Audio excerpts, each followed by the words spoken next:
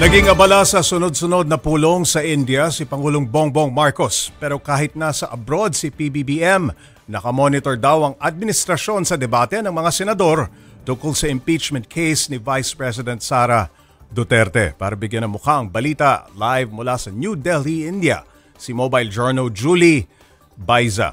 Julie, anong update dyan?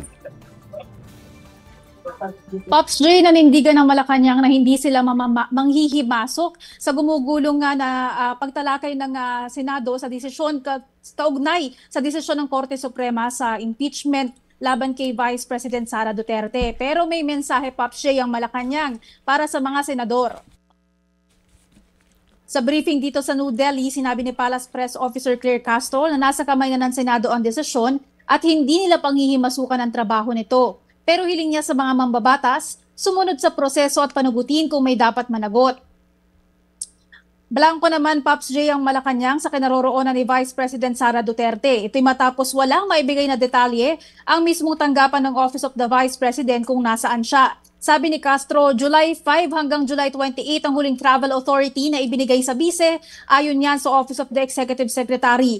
Iyan yung naging biyahe ni VP Sara pa South Korea at sa The Hague, Netherlands. Pops J, sa mga oras na to, tapos na yung pagpupulong ni Pangulong Bongbong Marcos sa mga negosyante dito sa India. Kanina, huli niya nga ginawa yung Philippine-India CEO Roundtable meeting o discussion kung saan inilatag nga niya yung mga batas o patakaran na umiiral dito sa bansa para sa mas mabilis daw na pamumuhunan sa Pilipinas. Pops J? Julie, ano-ano pa ang natalakay sa business meetings? Anong sektor ang nakausap ng Pangulo?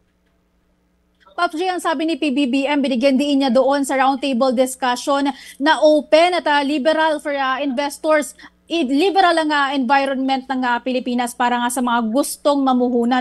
Kabilang sa mga pinag-usapan dyan, yung paghikayat niya ng business-to-business cooperation or collaboration pagdating sa ICT o Information and Communications Technology, sa pharmaceuticals, sa renewable energy at maging sa infrastructure. For context, Pops J, kilala itong India sa kanilang galing sa ICT na itong murang pharmaceutical. Kaya nga isa yan sa mga ipina-follow up namin, itinatanong namin sa Pangulo kung kasama ba sa iuwi natin sa Pilipinas yung pagkakaroon ng murang gamot kasi kung meron bang kasunduan with India.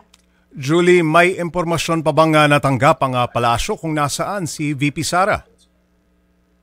Pops J, bukod doon sa sinabi ni Undersecretary Claire Castro na yung July 5 hanggang July 28 lang yung last travel authority na nahingi ng tanggapan ni Vice President Sara Duterte mula sa Office of the Executive Secretary. Sinabi din o binanggit din ni Castro kanina na meron impormasyon or may balita na nakarating sa kanya na may plano ang Vice Presidente na magpunta ng Kuwait sa August 8. Pero Pops J, sa ngayon, hindi pa yan verified. Wala pa nga inilalabas na pahayag ang Office of the Vice President. At wala pa rin naman daw siyang request for a travel authority. Julie, ipinasuspindi ni PBBM ang importasyon ng rice sa loob ng 60 araw simula September 1. Ano raw ang rason niya dito?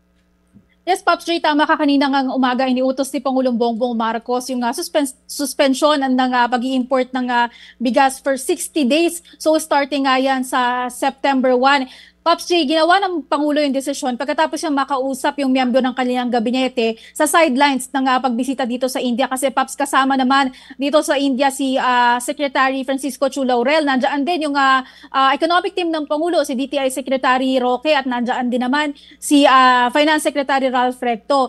Pops, ang sabi ni Castro kanina, yung dahilan nga daw ng suspension para hindi madehado yung ating mga magsasaka. Sa ngayon daw kasi marami ng supply at napupuno na yung mga warehouse ng NFA. So hindi natin kinakailangan na mag-import pa.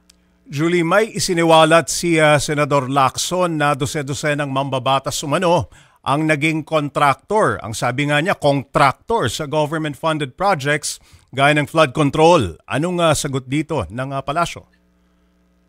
Tama, Pops J, may sinabi ngang bilang itong si Senador Lacson kung ilan talaga yung contractors ng government na sinasabi nga niyang bahagi sa ilang mga government projects. Ang sabi welcome daw sa kanila sa Malacanang yung mga ganyan. At kung meron nga daw mga pangalan o listahan itong si Senador Lacson at meron siyang mga ebidensya na makapagpapatunay nga ng pagkakadawit nitong mga sinasabi niyang contractors, welcome din daw sa palasyo, maaaring isumite o maaari din daw na pag-usapan niyang Pops J. Kasi kung ano naman daw yung makatutulong sa gobyerno para nga dito sa pagsugpo sa, sabi ni Yusek Claire, hindi natin pwedeng tawagin ngayong maanumalyang mga proyekto, kasi parang jumping into conclusion daw yan na meron talagang anomalya kasi ongoing pa naman daw yung investigation. And Pops J, may add na lang din Okay, dito sa flood control projects kasi kahapon nasabi na din ng palasyo na hindi basta-basta o magpapadalos-dalos itong Malacanang sa paglalabas ng pangalan. Kailangan daw verified at hindi daw tinatutulad sa ginagawa ng ibang administrasyon o kung nangyari man daw yon noong nagdaang administrasyon. Julie, may nakatakdabang pagharap sa media si Pangulong Marcos para magbigay ng reaksyon sa mga isyong dito sa Pilipinas habang wala siya. Pops J, meron tayong kapihan kasama si PBBM, pero kasi nakaschedule pa yan sa last day nung ating state visit dito sa India. So ang last day namin dito, Friday pa, so August 8. Pero susubukan natin, Pops J, kung may pagkakataon tayo na makalapit sa Pangulo. Kaya lang, medyo tight yung kanyang schedule at karamihan dyan, mga closed door meeting. Pero lahat ng ito i-raise natin sa nakatakdang kapihan with media. Maraming salamat, Mobile Journal Julie Baiza, live na nag-uulat mula New Delhi, India.